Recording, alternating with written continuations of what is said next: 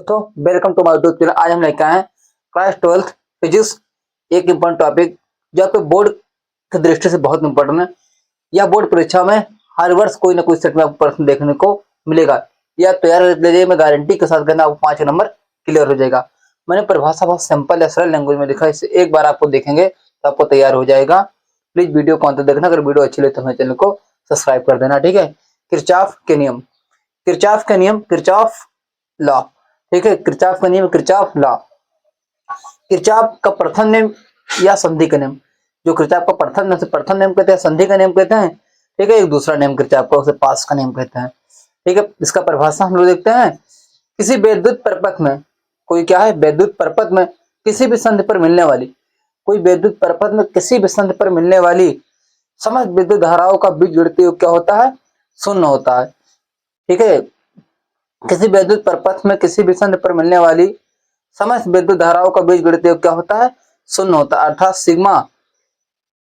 अर्थात sigma I equal 0, ठीक है। क्या होता है, धाराओं का बीजगणितीय योग क्या होता है, धाराओं का सिग्मा आई का बीजगणितीय योग क्या होता है, शून्य होता है, ठीक है।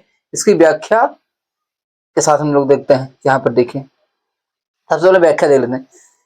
इस नियम का प्रयोग करते समय संधि की ओर आने वाली समस्त धाराओं का मान क्या होता है, धनात्मक, तथा संधि से दूर जाने वाली समस्त धाराओं का मान क्या होता है, ऋणात्मक होता है।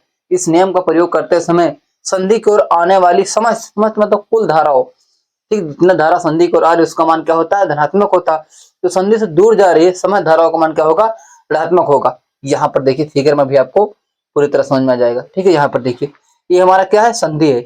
संधि की ओर आने वाली समस्त धाराओं का मान क्या होता है, धनात्मक होगा, और संधि से जाने वाली समस्त धाराओं का मान क्या होता है, ऋणात्मक होता है। यहाँ पर देखिए धारा I1, ठीक है, धारा 2 संधि की ओर आ रही, ये क्या होगी, प्लस में होगी।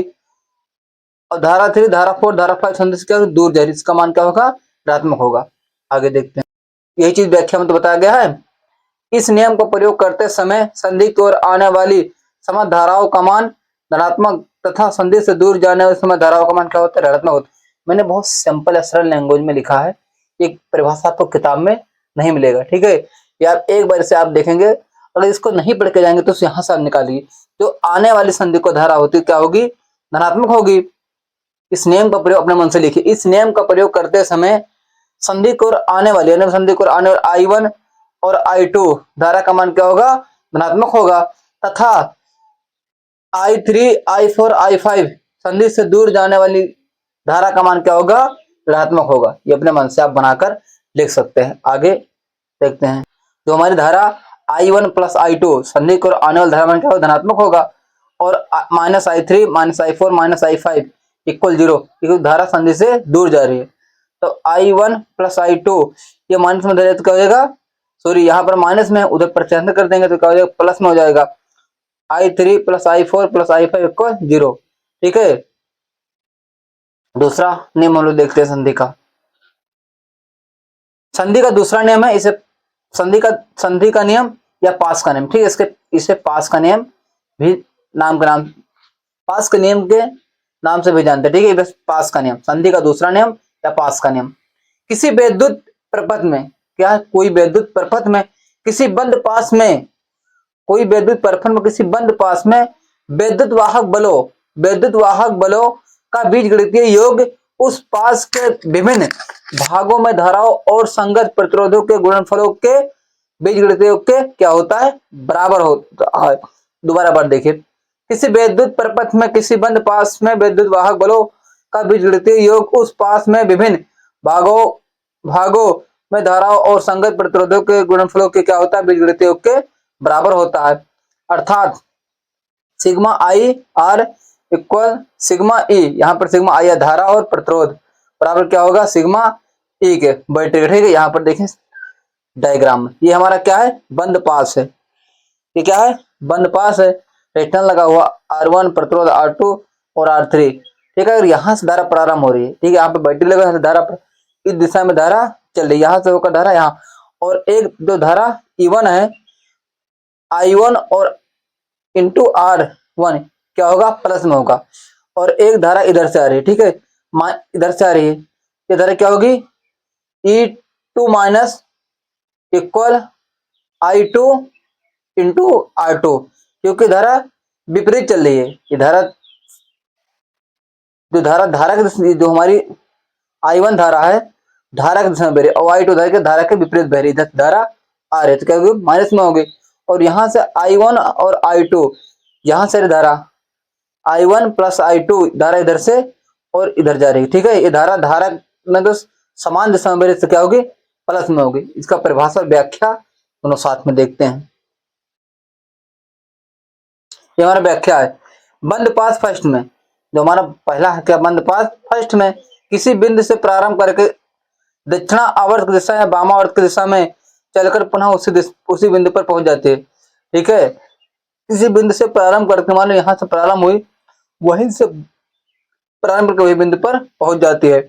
दूसरा में दिया हुआ है, जब हम सेल के अंदर उसके ऋण सिरों से धन सिरे की ओर चलते हैं, जब हम सेल के अंदर उसे माइनस सिरे से का धन सिरे की ओर चलते हैं तो विद्युत वाहक बलों को ऋणात्मक लेते हैं। यहाँ पर देखिए, यहाँ पर हम जिस तरह धारा विद्युत दिशा में चलते हैं, यहाँ पर I और R का मान क्या होगा प्लस होगा, धनात्मक होगा, और धारा की विपरीत दिशा में चलते हैं, यहाँ से होकर हम यहाँ से यहाँ ले आते हैं, इसका मान क्या होगा ऋणात्मक हो गया, अर्थात I2 का मान क्या होगा ऋणात्मक होगा। आगे सॉल्व करते हैं। थर्ड नंबर वाला है, जब धारा की दिशा में चलते हैं तो धारा और प्रतिरोध का गुणनफल क्या होगा धनात्मक होगा। जब हम धारा की दिशा में चलते हैं तो धारा I और प्रतिरोध R के गुणनफल को करेंगे धनात्मक लेते हैं, तथा जब धारा के विपरीत दिशा में चलते हैं तो गुणनफल को ऋणात्मक लेते हैं। यहाँ पर देखिए, बंद पास पहले हम देखते हैं फर्स्ट में, बंद पास फर्स्ट हमारा है, बंद पास फर्स्ट के लिए। ठीक है, E बराबर I1 इंटू R2, क्योंकि धारा के दिशा में चलते हैं तो क्या होगा, धारा इसका मान क्या होगा धनात्मक होगा। ठीक है, और आगे देखते हैं, यहाँ पर देखिए फिगर में एक बार आपको बता दें। सबसे पहले हम बंद पास एक में देखें, बंद पास फर्स्ट के लिए, एक बंद पास फर्स्ट के लिए, यहाँ पर देखिए हम धारा विरुद्ध की दिशा में चलते हैं तो क्या होगा हमारा E इक्वल होगा E1। ठीक है, I1 इंटू R2, इसे मानते हैं समीकरण फर्स्ट मान लेते हैं। ठीक है, और यहाँ पे धारा के विपरीत दिशा, धारा इधर से आ रही और इधर से भी आ रही। ठीक है, तो यहाँ से होते हुए धारा इस साइड से यहाँ से निकले, यहाँ के धारा के विपरीत दिशा में तो क्या होगा E2 माइनस बराबर क्या होगा I1 इंटू R, यहाँ पर 1 है भैया, सॉरी ना, यहाँ पर 1 लिख लीजिए क्योंकि 1 यहाँ पर है और यहाँ पर क्या है 2 है, क्या होगा माइनस में होगा। ठीक है, समीकरण से मान लेते हैं सेकंड, क्योंकि अभी मैंने परिभाषा में पढ़ा है, जब धारा जिस तरफ उस दिशा में हम चलेंगे तो धारा और प्रतिरोध का मान क्या होगा धनात्मक होगा, और उसके विपरीत में क्या होगा धारा और प्रतिरोध का मान क्या होगा ऋणात्मक होगा। ठीक है, आगे देखते हैं। समीकरण फर्स्ट और सेकंड से क्या होगा E1 माइनस E2 इक्वल होगा I1 into R1 into I2 into R2, sorry यहाँ पर 2 रहेगा। ठीक है, ये तो होगा माइनस E2 इक्वल होगा I1 R1 into I2 R2, ये हमारा फर्स्ट पास के लिए सिद्ध हुआ। ठीक है, क्या होगा E1 minus E2 I1 R1 into I2 R2, ये बंद पास हमारा फर्स्ट के लिए। अब हम सेकंड पास के लिए निकालते हैं। यहाँ पर देखिए, इस पास को दूसरे पास को निकालते हैं, बंद पास 2 के लिए, ये तो बंद पास 2 के लिए क्या होगा E2 इक्वल होगा I2 और R2 से मान लेते हैं समीकरण फर्स्ट हो गया हमारा, और यहाँ से धारा I1 और I2 दोनों आ रही, इस रेजिस्टेंस को निकालते हैं हम। ये तो क्या होगा E equal I1 plus R2 और 3 से समीकरण सेकंड मान लेते हैं। E इक्वल समीकरण फर्स्ट और सेकंड देखना, ठीक है, यहाँ पे लिख दी समीकरण फर्स्ट एंड सेकंड से क्या होगा, I2 R2, ठीक है, I1 प्लस I2 R3, ये हमारा, ठीक है, इस सिद्ध हुआ, प्रूव्ड, ठीक है पूरी।